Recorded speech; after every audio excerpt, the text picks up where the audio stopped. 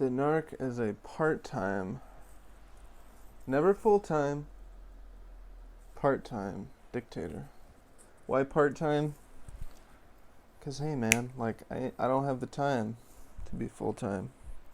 Hey, I got things to do. What do you want from me?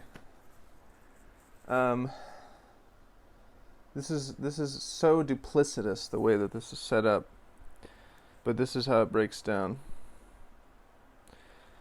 So the Narc does not actually care what you do as long as it's something that they told you to do. If it's coming from their will, it is a good thing to do. If it isn't, it's bad.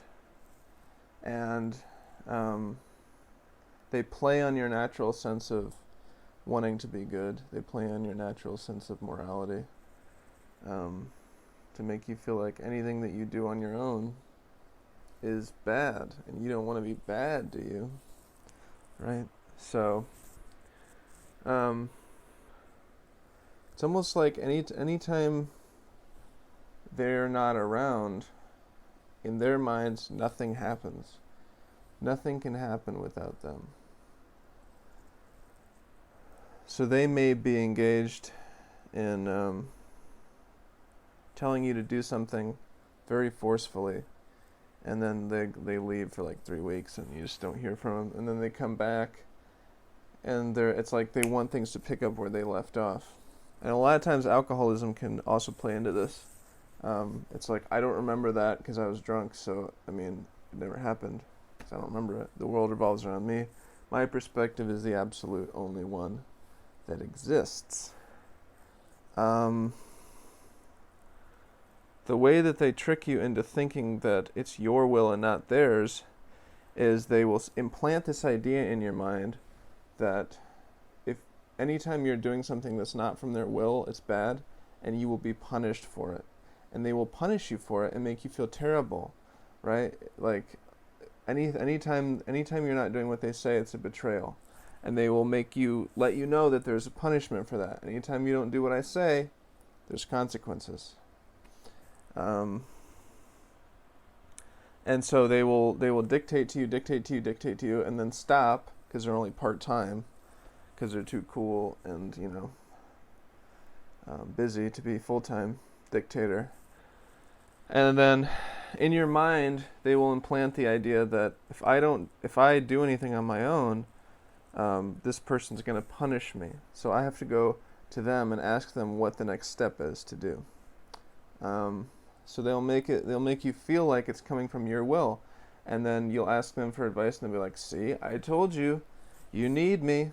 I have to be." And they may even make a show of it, like, "Oh geez, here, like, okay, I guess I'll help you again, And they know that they're doing this. They know they're setting you up in this way, but it's a trick. And once again, they think you're a chump. They are scheming you. They are scamming you. This is a scam. It's a Ponzi scheme.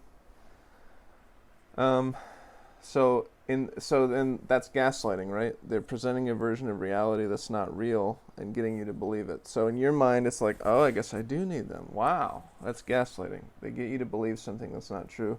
They make you feel crazy. And this is all going on really deep on the subconscious level, and a lot of times it gets programmed early on if you have a Narc parent. If you have a Narc parent, it's very likely that you'll then get into a Narc relationship. You'll have a Narc as your spouse. But this is great because, it's okay.